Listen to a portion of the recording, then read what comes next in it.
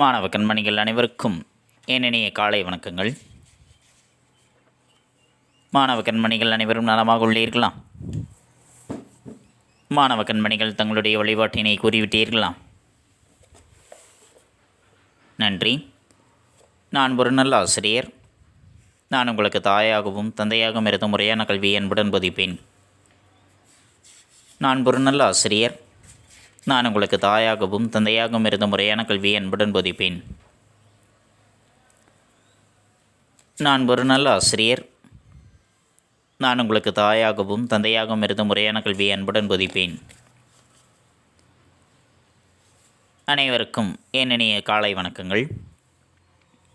மாணவ கண்மணிகளை, நாம் நேற்று பார்த்த பாடப்பகுதியானது பா இயற்ற பழகலாம் என்ற இலக்கண பகுதியை பற்றி பார்த்தோம். தமிழ்மொழி கவிதை வளமுடையது. காலத்திற்கு ஏற்ப யாப்பிலக்கணமும் வளர்ச்சி பெறுகின்றது. போட்டி போட்டுக்கொண்டு புது கவிதைகள் பெருகினாலும் மரபு கவிதைகளும் மிகுதியாக எழுதப்படுகின்றன. சங்கம் மருவிய காலத்திலிருந்து வெண்பா இலக்கியங்கள் பெருகத் தொடங்கியிருக்கின்றன. நீதி இலக்கியங்கள் வெண்பா வடிவத்திலேயே பெரும்பாலும் தோன்றின. அறங்கள் மனிதர் மனதில் நின்று நிலைக்க வேண்டியவை. அந்த அறங்களை வெண்பாவில் தந்தால் தான் மறந்துவிடாமல் நினைவில் வைக்க ஏதுவாக இருக்கும். சொல்லுதலை அடிப்படையாக கொண்டு தோன்றியது வெண்பா. ஆகவே இது செப்பலோசை உடையது. இத்தகு சிறப்புகள் கொண்டிருக்கக்கூடிய வெண்பாக்களை செப்பமாக எழுதுவதால் கருத்தை வெளிப்படுத்தும் ஆற்றலை மிக எளிதாக பெற முடிகின்றது. வெண்பா எழுதுவதற்கென்று பொதுவான சில இலக்கணங்கள் இருக்கின்றன. செய்யுள் எழுத அடிப்படையாய் விளங்கக்கூடிய இந்த விதிகளை தெரிந்து கொள்ள வேண்டும். மற்ற பாக்களை விட வரையறுத்த இலக்கண கட்டுக்கோப்பு உடையது வெண்பா. இதனால் தான் வெண்பாவை வன்பா என்று அழைக்கின்றார்கள். வெண்பாவை இலக்கண கட்டுப்பாடு குலையாமல் இயற்ற வேண்டும். வெண்பா என்பது வெண்டலையால் அமைய வேண்டும் என்பது இன்றியமையாத ஒரு விதி. வெண்பாவிற்குரிய தலை வெண்டலை. இது இயற்சீர் வெண்டலை, வெண்சீர் வெண்டலை என்று இரண்டு வகையாக இருக்கின்றது. மாமுன் நிறை விளமுன் நேர் என்பது இயற்சீர் வெண்டலை. காய்முன் நேர் என்பது வெண்சீர் வெண்டலை. மா தேமா புளிமா என்பவை. விளம் கருவிளம் கோவிலம். காய் தேமாங்காய் புளிமாங்காய் கூவிலங்காய் கருவிலங்காய். முதற்சீர் மாச்சீர் என்றால் வரும் சீரின் முதலசை நிறையாக இருக்க வேண்டும். அதே முதல் சீர் விளச்சீர் அல்லது காய்ச்சீர் என்றால் வரும் சீரின் முதலசை நேர் என்பதாக இருக்க வேண்டும். இரண்டடிகள் வருவது குரல் வெண்பா. மூன்றடிகளை பெற்று வருவது நேரிசை சிந்தியல் இன்னிசை சிந்தியல் வெண்பா. நான்கடிகளை பெற்று வருவது நேரிசை வெண்பாவும் இன்னிசை வெண்பாவும். 4 அடி முதல் 12 அடி வரை வருவது பக்ரோடை வெண்பா. 13 அடி முதல் அதற்கும் மேற்பட்ட அடிகள் வரை வருவது களிவெண்பா. வெண்பாவிற்குரிய இலக்கணம் இயற்சீர் வெண்டலை வெண்சீர் வெண்டலை பெற்று வரும். ஏற்றடி முச்சீராகவும் ஏனைய அடிகள் நாட்சீராகவும் வரும். ஈரசைச்சீர்கள் மாச்சீரும் விளச்சீரும் மூவசைச்சீரில் காய்ச்சீரும் பெற்று வரும். ஈற்றுச்சீர் நாள் மலர் காசு பிறப்பு என்ற வாய்ப்பாடுகளுள் ஒன்றை கொன்று முடியும். வெண்பாக்கள் குரல் வெண்பா, நேரிசை வெண்பா, இன்னிசை வெண்பா, நேரிசை சிந்தியல் வெண்பா, இன்னிசை சிந்தியல் வெண்பா, பக்ரோடை வெண்பா, களிவெண்பா என்று 7 வகைகளாக இருக்கின்றன. நேரிசை வெண்பா நாற்சீர் முச்சீர் இடையிலே தனிச்சீர் என்று அதனுடைய இலக்கணத்தை சுருக்கமாக சொல்லலாம். 2 நாற்சீர் முச்சீருக்கிடையில் 2வது அடியின் ஈற்றுச்சீரை ஒரு சிறு கோடிட்டு எழுதப்படும். அதையே தனிச்சீர் என்பார்கள். வெண்பாவில் முதல் 2 அடி ஓர் எதுகையாகவும் அடுத்த 2 அடி ஓர் எதுகையாகவும் வரும். இவை நேரிசை வெண்பாவினுடைய இலக்கணங்களில் ஒன்று. 4 அடிகளும் ஒரே எதுகையாகவும் வரக்கூடியது. இன்னிசை வெண்பா நேரிசை வெண்பாவில் 2ஆம் அடியில் தனிச்சீர் வரும். தனிச்சீர் இல்லாமல் 4 சீரோடு அமைக்கப்படுபவை இன்னிசை வெண்பா. முதல் 2 அடிகள் ஈற்றேறு அடிகள் வேறு வேறான எதுகையும் 4 அடிகளிலும் ஒரே எதுகையை பெற்று வருவது இன்னிசை வெண்பா என்பது. இவற்றை பற்றித்தான் நாம் நேற்றைய பாடப்பகுதியில் கண்டறிந்தோம். மாணவ கண்மணிகளுக்கு நன்கு புரிந்திருக்கும் என எண்ணுகின்றேன். இன்று நாம் காண்பது இயல் 5, நாடென்ப நாட்டின் தலை என்ற இயலை பற்றி இன்றைய பாடப்பகுதியில் நாம் காண இருக்கின்றோம்.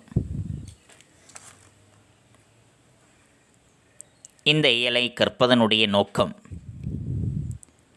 ஊர்களினுடைய வரலாறு குறித்த தகவல்களை திரட்டி கட்டுரையாக எழுதும் திறன் பெறுவது. ஊர்களினுடைய வரலாறு, ஒரு பண்டைய கால ஊர் இருக்கின்றதென்றால், பன்னெடுங்காலமாக இருந்து வருகின்றதென்றால், அந்த ஊரினுடைய வரலாறு குறித்த தகவல்களை திரட்டி அதனை கட்டுரையாக எழுதக்கூடிய திறனை பெறுவது. இடைக்காலத்தில் கொண்டாடப்பட்ட திருவிழாக்களின் வழி மக்களினுடைய நாகரிக கூறுகளை அறிந்து அவற்றின் இன்றைய தொடர்ச்சியை அறிய முற்படுதல். இடைப்பட்ட காலத்தில் கொண்டாடப்பட்டு இருக்கக்கூடிய திருவிழாக்களின் வழியாக மக்களினுடைய நாகரிக கூறுகளை அறிந்து கொண்டு அதனுடைய இன்றைய காலகட்டத்தினுடைய தொடர்ச்சியை பற்றி அறிந்து கொள்வது. திருவருட்பா வழியாக நேர்மறை சிந்தனைகளை அறிந்து பின்பற்ற முயற்சி செய்வது. சங்ககால தமிழரினுடைய பண்டமாற்று வணிக முறையை அறிந்து அதனை சமகால நிலையோடு ஒப்பிடுவது.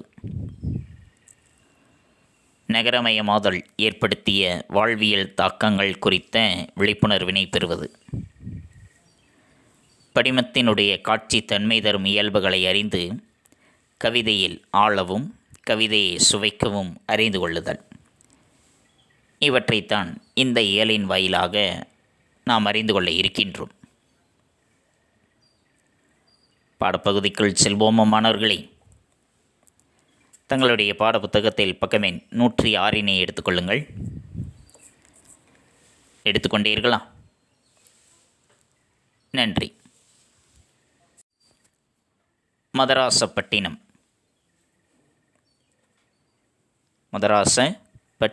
மதராசப்பட்டினம் என்ற பெயரை கேள்விப்பட்ட உடனேயே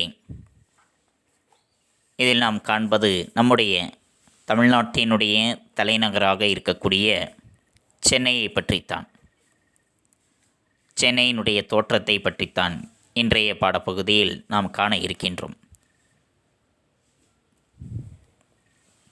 தமிழ் மண்ணில் ஆற்றங்கரை நகரங்கள், கடற்கரை நகரங்கள் ஆகியவற்றை பற்றிய பதிவுகள் வரலாற்றின் பக்கங்களை ஆளுகின்றன. தமிழ் மண்ணில், நம்முடைய மண்ணில் ஆற்றங்கரை நகரங்களாக இருந்தவை, கடற்கரை நகரங்களாக இருந்தவை, இவற்றை பற்றிய பதிவுகள்தான் இன்று வரலாற்றினுடைய பக்கங்களை ஆட்சி செய்பவையாக இருக்கின்றன. இந்தியாவில் 3 நூற்றாண்டுகளாக ஆங்கிலேயர்களின் ஆட்சிக்கு அடித்தளமாகவும் அதிகார மையமாகவும் விளங்கிய கடற்கரை நகரமே மதராசப்பட்டினம். இந்திய அளவில் பார்க்கும் பொழுது 3 நூற்றாண்டுகளாக, அதாவது கிட்டத்தட்ட 300 ஆண்டுகளாக ஆங்கிலேயர்களினுடைய ஆட்சிக்கு அடித்தளமாகவும் அவர்கள் ஆட்சி செய்வதற்கு அடித்தளமாகவும் அவர்களினுடைய அதிகார மையமாகவும் ஆங்கிலேயர்களினுடைய தலைநகரமாகவும் விளங்கிய கடற்கரை நகரம்தான் மதராசப்பட்டினம் என்பது. அது இன்று பரபரப்பான சென்னை மாநகரமாக வளர்ந்திருக்கின்றது. அப்படி ஆங்கிலேயர்களினுடைய அதிகார மையமாக விளங்கிய மதராசப்பட்டினம்தான் இன்று பரபரப்பாக காணப்படுகின்ற சென்னை மாநகரமாக அது வளர்ந்திருக்கின்றது. திட்டமிட்டு உருவாக்கப்படாத இந்நகரம் ஒரு காட்டு மரம் தன் மனம் போன போக்கில் வளர்வதைப் போல வளர்ந்திருக்கின்றது. எந்தவிதமான திட்டமிடலுமின்றி உருவாக்கப்பட்டு இருக்கக்கூடிய இந்த நகரமானது ஒரு காட்டில் வளரக்கூடிய மரம் எப்படி தன்னுடைய மனம் போன போக்கில் வளருமோ அவ்வாறு வளர்ந்திருக்கின்றது. நம்முடைய வீடுகளில் மரங்கள் வளர்கின்றது என்றால் அதனுடைய ஒரு சில கிளைகளை நாம் வெட்டிவிட்டு அது நேராக வளர்வதற்கு வழிவகை, நல்ல ஓங்கி உயர்ந்து வளர்வதற்கு வழிவகை செய்வோம். ஆனால் அவ்வாறு இல்லாமல் தன்னுடைய மனம் போன போக்கில் வளரக்கூடிய காட்டு மரத்தைப் போல இந்த நகரமானது அமைக்கப்பட்டு இருக்கின்றது. நகரங்கள் சமூகத்தின் பண்பாட்டு கூறுகளுள் முதன்மையானவையாகும். சமூகத்தின் கடந்த கால வரலாற்றுக்கும் நிகழ்கால வாழ்விற்கும் எதிர்கால வளர்ச்சிக்கும் அவை துணை நிற்கின்றன.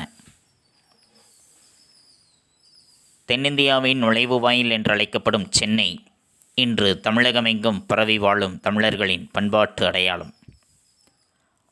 அவ்வகையில் இந்தியாவின் முதன்மை நகரங்களில் ஒன்றாகவும் தமிழகத்தின் தலைநகராகவும் திகழ்கின்ற சென்னையின் வரலாறும் வளர்ச்சியும் நாம் அறிந்து கொள்ள வேண்டிய ஒன்று. நகரங்கள் என்பவை சமுதாயத்தினுடைய பண்பாட்டு கூறுகளுள் மிக முதன்மையானவையாக, மிக இன்றியமையாத ஒன்றாக அமைந்திருக்கக்கூடியவை நகரங்களானது. அவை சமூகத்தினுடைய, ஒரு சமுதாயத்தினுடைய கடந்த கால வரலாற்றை பற்றியும் இன்று இருக்கக்கூடிய நிகழ்கால வாழ்விற்கும் எதிர்காலத்தினுடைய வளர்ச்சிக்கும் துணையாக நிற்பவை அந்த நகரங்களானது. தென்னிந்தியாவினுடைய நுழைவு வாயில் என்று அழைக்கப்படுகின்றது சென்னையானது. இந்தியாவினுடைய நுழைவு வாயில் மும்பை, அதேபோல் தென்னிந்தியாவினுடைய நுழைவு வாயில் என்று அழைக்கப்படுவது சென்னை. இந்த சென்னை நகரமானது இன்று தமிழகம் முழுவதுமே பரவி வாழுகின்ற தமிழர்களினுடைய பண்பாட்டு அடையாளமாக திகழக்கூடியவை. அந்த வகையில் காணும் பொழுது இந்தியாவினுடைய முதன்மை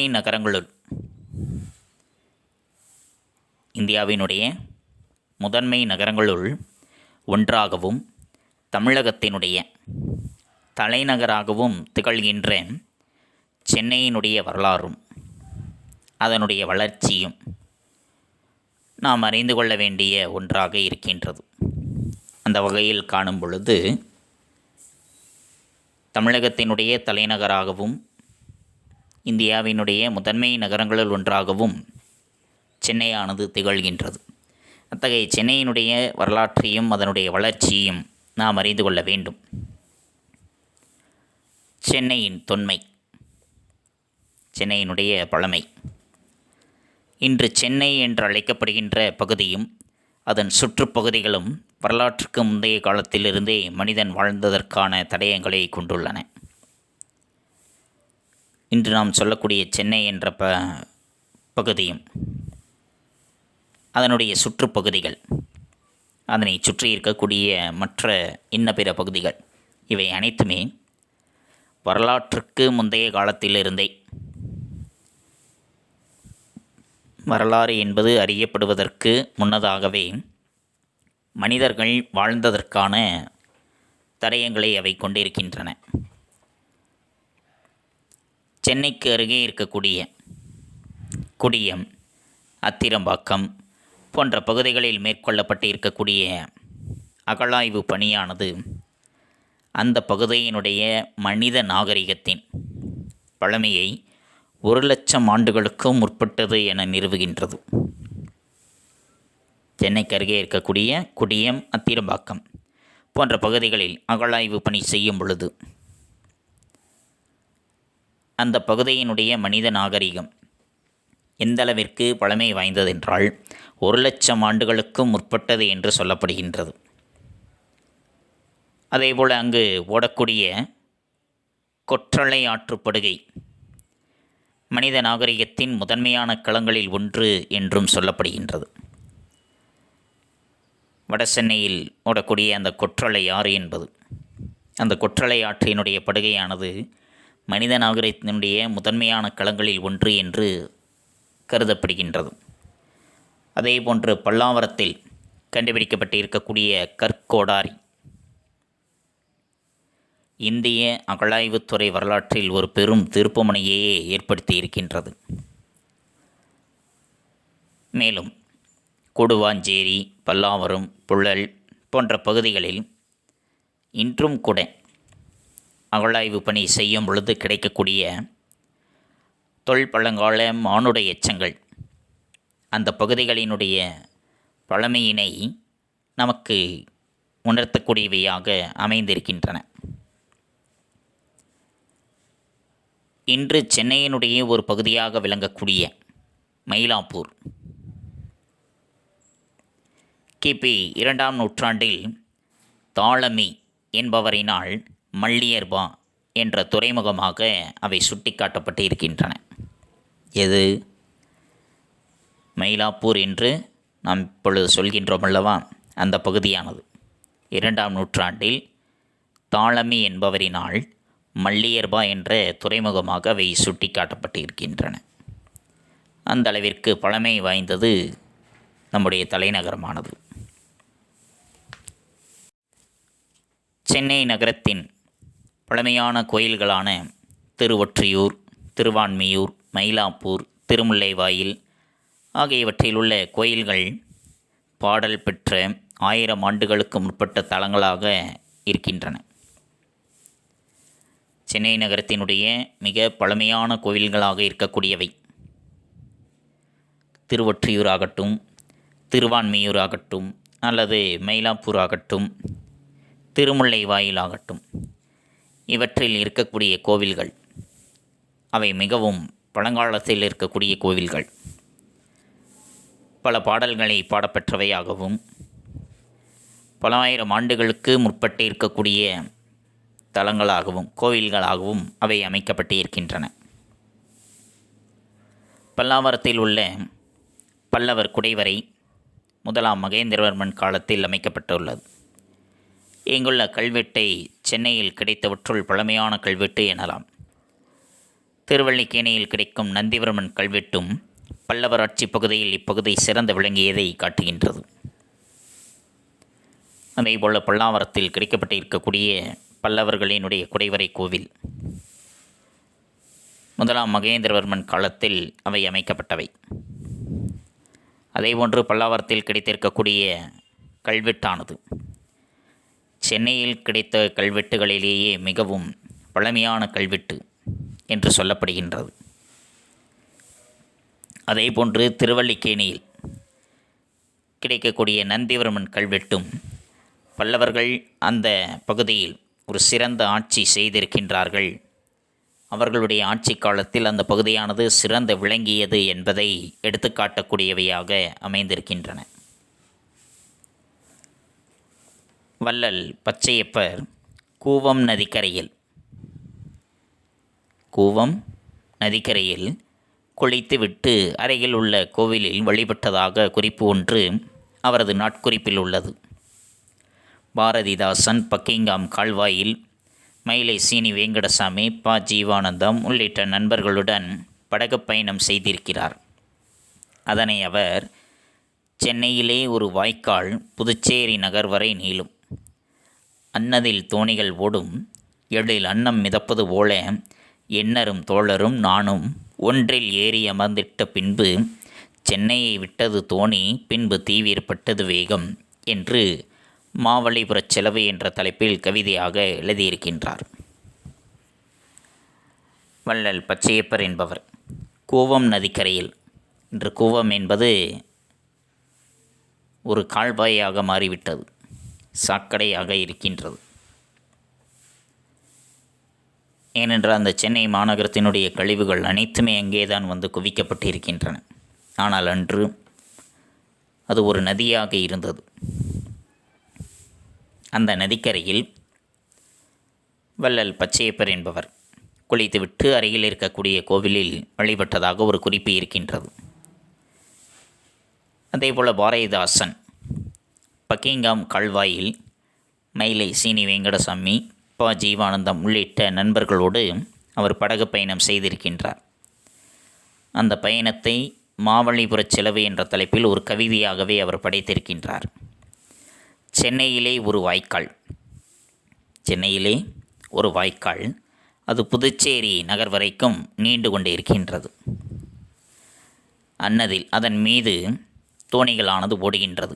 இதனைப் போல அழகு மிகுந்த அன்னம் மிதப்பதைப் போல அதில் என் அருமை மிக்க தோழர்களும் நானும் ஒரு தோணியில் ஏறி அமர்ந்திட்ட பின்பு அந்த தோணியானது சென்னையை விட்டு புறப்பட்டது.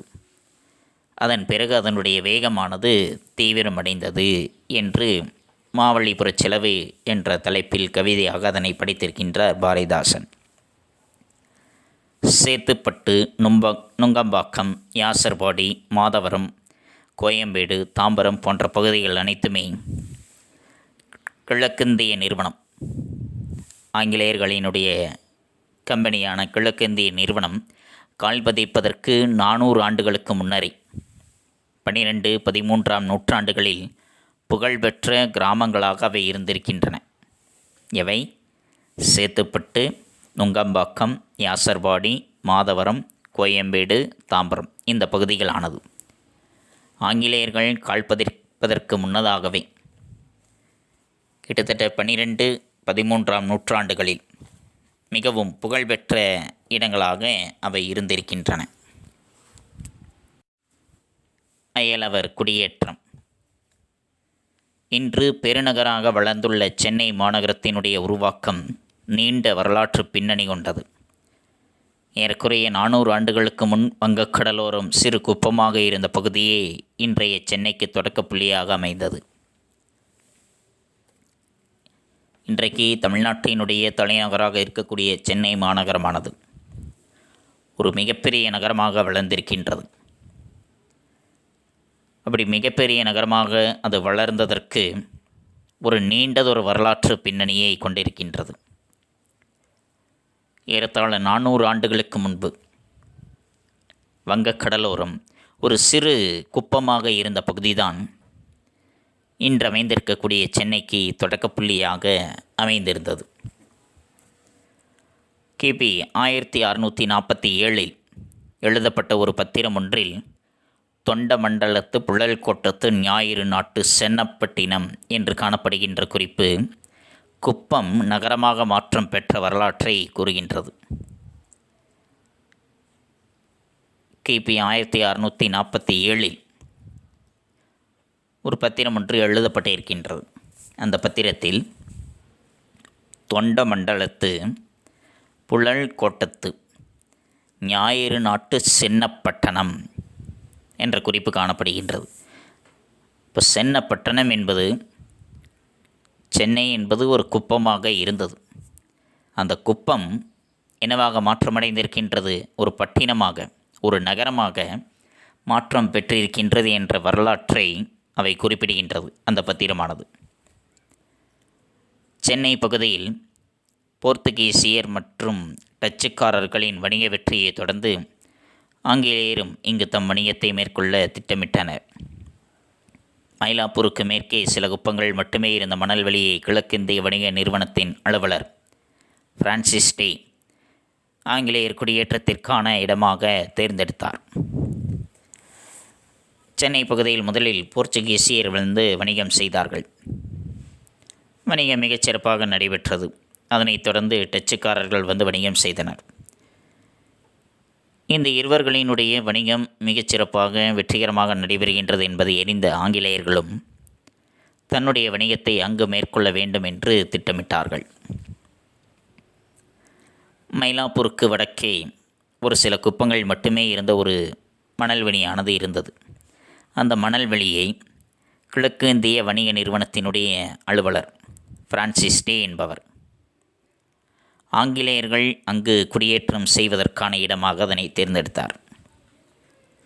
அங்கே அவர்கள் தங்கியிருந்து தங்களுடைய வணிகத்தை செய்வதற்கான இடம் இதுதான் தகுந்தது என்று அந்த இடத்தை தேர்ந்தெடுத்தார். அன்று அந்த பகுதியினுடைய 2 புறங்களிலும் கூவமாறு ஒரு அழகான ஆறாக கரை புரண்டு ஓடிக்கொண்டிருந்தது. அதனை திருவல்லிக்கேணி ஆறு என்றும் அழைத்தார்கள். அந்த இடத்தை விஜயநகர ஆட்சியினுடைய உள்ளூர் ஆளுநர்களாக இருக்கக்கூடிய சென்னப்பரினுடைய 2 மகன்களிடமிருந்து 22/8/1639 நாளில் பிரான்சிஸ் டே அதனை வாங்கினார். அந்த இடத்தை விஜயநகர ஆட்சியினுடைய உள்ளூர் ஆளுநராக இருக்கக்கூடிய சென்னப்ப நாயக்கர், அவருடைய பெயரில்தான் சென்னப்பட்டினம் என்று பெயர் அழைக்கப்பட்டது. அவருடைய மகன்களாக இருக்கக்கூடிய இருவரிடமிருந்து 22/8/1639 பிரான்சிஸ் டே என்பவர் அந்த பகுதியை விலைக்கு வாங்கினார். கிழக்கிந்திய நிறுவனத்தினுடைய நுழைவுக்கு பிறகு ஆங்கிலேயர்களினுடைய வணிகத்திற்காக அந்த நகரம் சீரமைக்கப்பட்டது. கோட்டையை சுற்றி இருக்கக்கூடிய ஒவ்வொரு கிராமமும் அவர்களோடு இணைக்கப்பட்டு தொழில் வளர்ச்சிக்கேற்றவாறு அவை மாற்றியமைக்கப்பட்டன. சென்னையினுடைய நீர்நிலைகளும் வடிகால்களும். சென்னை வட சென்னைக்கு கொற்றலை ஆறு, மத்திய சென்னைக்கு கூவம், தென் சென்னைக்கு அடையாறு, அதற்கும் கீழே பாலாறு, இந்த 4 ஆறுகளையும் இணைக்கக்கூடிய பக்கிங்காம் கால்வாய் மற்றும் காட்டன் கால்வாய், விருகம்பாக்கம் கால்வாய், ஒட்டேரி நல்லா என 18 பெரிய ஓடைகள், 540க்கும் மேற்பட்ட சிறிய ஓடைகள் என இயற்கையாய் அக்காலத்தில் வடிகால்களை பெற்றிருந்தது. மழைநீர் சிறிய ஓடைகள் வழியாக பெரிய ஓடைகளை சென்றடையும், பெரிய ஓடைகள் ஆறுகளை சென்றடையும், ஆறுகள் கடலில் சென்று சேரும். இப்படி இயற்கை கொடுத்த வடிகால்களை நாம் என்ன செய்திருக்கின்றோம்? அவற்றை எல்லாமே அழித்து அதன் மீது விளைநிலங்கள், வீட்டு மனைகள் அனைத்தையும் கட்டி பல அடுக்குமாடி குடியிருப்புகளாக, பல உயர்ந்த கட்டிடங்களாக இன்று நாம் கட்டியிருக்கின்றோம். அதனுடைய விளைவாகத்தான் கடந்த சில ஆண்டுகளுக்கு முன்பு ஒரு பெரும் வெள்ளம் ஏற்பட்டு பெரும் சேதம் அடைந்திருக்கின்றது. ஒரு சிறு மழை பெய்தால் கூட அங்கே வெள்ள நீர் பெருக்கெடுத்து ஓடுகின்றது. கனமழை பெய்தால் பெரும் சேதம்தான் ஏற்படும். அந்தளவிற்கு அதனுடைய நீர்நிலைகளையும் வடிகால்களையும் ஆக்கிரமிப்பு செய்து கட்டிடங்களை கட்டியிருக்கின்றோம். நன்றி. மாணவ கண்மணிகளை, இதுகாரும் நாம் கண்டறிந்தது மதராசப்பட்டினம் என்பதில் முதல் பகுதியை பற்றி பார்த்தோம். நகரங்கள் சமூகத்தின் பண்பாட்டு கூறுகளில் முதன்மையானவையாகும். சமூகத்தின் கடந்த கால வரலாற்றுக்கும் நிகழ்கால வாழ்விற்கும் எதிர்கால வளர்ச்சிக்கும் அவை துணை நிற்கின்றன. தென்னிந்தியாவின் நுழைவு வாயில் என்றழைக்கப்படும் சென்னை இன்று தமிழகமெங்கும் பரவி வாழும் தமிழர்களின் பண்பாட்டு அடையாளம். அவ்வகையில் இந்தியாவின் முதன்மை நகரங்களில் ஒன்றாகவும் தமிழகத்தின் தலைநகராகவும் திகழ்கின்ற சென்னையின் வரலாறும் வளர்ச்சியும் நாம் அறிந்து கொள்ள வேண்டிய ஒன்று. இன்று சென்னை என்று அழைக்கப்படுகின்ற பகுதியும் அதன் சுற்றுப்பகுதிகளும் வரலாற்றுக்கு முந்தைய காலத்திலிருந்தே மனிதன் வாழ்ந்ததற்கான தடயங்களை கொண்டிருக்கின்றன. சென்னைக்கு அருகே இருக்கக்கூடிய ஒரு சில பகுதிகளில் மேற்கொள்ளப்பட்டு இருக்கக்கூடிய அகழாய்வு பணியானது அந்த பகுதியினுடைய மனித நகரத்தின் பழமையை 1,00,000 ஆண்டுகளுக்கு முற்பட்டது என நிறுவுகின்றது. பல்லாவரத்தில் கண்டுபிடிக்கப்பட்டிருக்கக்கூடிய கற்கோடாரி இந்திய அகழாய்வுத்துறை வரலாற்றில் பெரும் திருப்புமுனையை ஏற்படுத்தியது. சென்னையின் ஒரு பகுதியாக விளங்கக்கூடிய மயிலாப்பூர் தாளமி என்பவரால் மல்லியர்பா என்ற துறைமுகமாக சுட்டிக்காட்டப்பட்டு இருக்கின்றது. சென்னை நகரத்தினுடைய பழமையான கோவில்கள் அனைத்துமே பல ஆயிரம் ஆண்டுகளுக்கு முற்பட்ட தலங்களாக விளங்கியிருக்கின்றன. சேத்துப்பட்டு, நுங்கம்பாக்கம், யாசர்பாடி, கோயம்பேடு, தாம்பரம் போன்ற பகுதிகள் கிட்டத்தட்ட 12, 13ஆம் நூற்றாண்டுகளில் புகழ்பெற்ற கிராமங்களாக சிறந்து விளங்கியிருக்கின்றன. சென்னை மாநகரத்தினுடைய உருவாக்கம் என்பது ஒரு நீண்ட வரலாற்று பின்னணியை கொண்டது. ஏறக்குறைய 400 ஆண்டுகளுக்கு முன்பு வங்கக்கடலோரம் ஒரு சிறு குப்பமாக இருந்த பகுதிதான் இன்றைய சென்னைக்கு தொடக்க புள்ளியாக அமைந்தது. போர்ச்சுகீசிய டச்சுக்காரர்களினுடைய வணிக வெற்றியை தொடர்ந்து ஆங்கிலேயரும் தன்னுடைய வணிகத்தை அங்கு மேற்கொள்ள திட்டமிட்டார்கள். மயிலாப்பூருக்கு வடக்கே சில குப்பங்கள் மட்டுமே இருந்த மணல்வெளியை கிழக்கிந்திய வணிக நிறுவனத்தின் அலுவலர் பிரான்சிஸ் டே என்பவர் ஆங்கிலேயர் குடியேற்றத்திற்கான இடமாக அதனை தேர்ந்தெடுத்தார். அந்த இடத்தை விஜயநகர ஆட்சியின் உள்ளூர் ஆளுநர்களான சின்னப்பரின் 2 மகன்களிடமிருந்து அதனை வாங்கினார். அதன் பிறகு அந்த கோட்டையை சுற்றி அமைக்கப்பட்டிருக்கக்கூடிய ஒவ்வொரு கிராமமும் அதனோடு இணைக்கப்பட்டு தொழில் வளர்ச்சிக்கு ஏற்றவாறு மாற்றியமைக்கப்பட்டன. இவற்றை பற்றித்தான் இன்றைய பாடப்பகுதியில் கண்டறிந்தோம். மாணவ கண்மணிகளுக்கு நன்கு புரிந்திருக்கும் என எண்ணுகின்றேன். அடுத்து நாம் காண்பது பாடப்புத்தகம் படித்தல். பாடப்புத்தகம் படித்தல் பக்கம் எண் 106 மற்றும் 107. பக்கம் எண் 106 மதராசப்பட்டினம் என்பதில் ஆரம்பித்து பக்கம் எண் 107 தெரியுமா என்பது வரைக்கும் மாணவ கண்மணிகள் பாடப்புத்தகம் படித்தலாக எடுத்துக்கொண்டு எழுந்து நின்று உறக்கப்படியுங்கள். தங்களுடைய படித்தல் பயிற்சியினை சற்று மேம்படுத்திக் கொள்ளுங்கள். அடுத்து நாம் காண்பது வீட்டுப்பாடம். வீட்டுப்பாடம் பக்கம் எண் 125. பக்கம் எண் 125 குருவினா. 2வது குருவினா. கீழ்த்திசை சுவடிகள் நூலகம் குறித்து எழுதுக என்ற குருவினாவும், சிறுவினா சென்னையின் பண்பாட்டு அடையாளங்களில் இன்றும் நிலைத்து இருப்பனவற்றை குறிப்பிடுக என்ற சிறுவினாவும். இந்த 2 வினாக்கள் தான் வீட்டுப்பாடம். அந்த 2 வினாக்களுக்குரிய விடையானது தங்களுடைய கோண தமிழ் உரையில் பக்கம் எண் 175 இடம்பெற்றுள்ளது. கீழ்த்திசை சுவடி நூலகம் குறித்து எழுதுக. காலின் மெக்கன்சியின் தொகுப்புகளை அடிப்படையாக கொண்டு 1869 உருவாக்கப்பட்டது கீழ்த்திசை சுவடிகள் நூலகம். இது அரிய ஓலை சுவடிகள், தாழ் சுவடிகள், புத்தகங்கள் என பெரும் தொகுப்புகளை கொண்டது. சிறுவினா பக்கம் எண் 177 சென்னையின் பண்பாட்டு அடையாளங்களில் இன்றும் நிலைத்து இருப்பனவற்றை குறிப்பிடுக. தென்னிந்திய வரலாற்றை அறிவதற்கும் பண்பாட்டை புரிந்து கொள்வதற்கும் பேருதவி புரியும் எழும்பூர் அருங்காட்சியகமும் கோட்டை அருங்காட்சியகமும் சென்னையின் அடையாளத்தை பேணுபவையாகும். இந்தியாவின் முதல் பொது நூலகமான கன்னிமாரா நூலகம் நவீனமாய் வளர்ந்து வரும் பெரிய நூலகமாகும். இந்திய திரைப்படத்துறையின் வளர்ச்சியில் பெரும் பங்காற்றிய சென்னைக்கு திரைப்பட தொழில் சார்ந்த இடங்கள், திரையரங்கம் ஆகியவை குறிப்பிடத்தக்க அடையாளங்களாகும். இந்த 2 வினாக்கள் தான் வீட்டுப்பாடம்.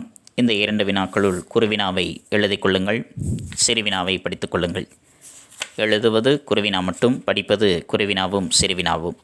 தெளிவுரை எழுதுங்கள், தெளிவுற படியுங்கள். தங்களுடைய படித்தல் பயிற்சியும் தங்களுடைய கையெழுத்து பயிற்சியும் சற்று மேம்படுத்திக் கொள்ளுங்கள். மீண்டும் அடுத்த பாட வேளையில் சந்திப்போம். நன்றி, வணக்கம்.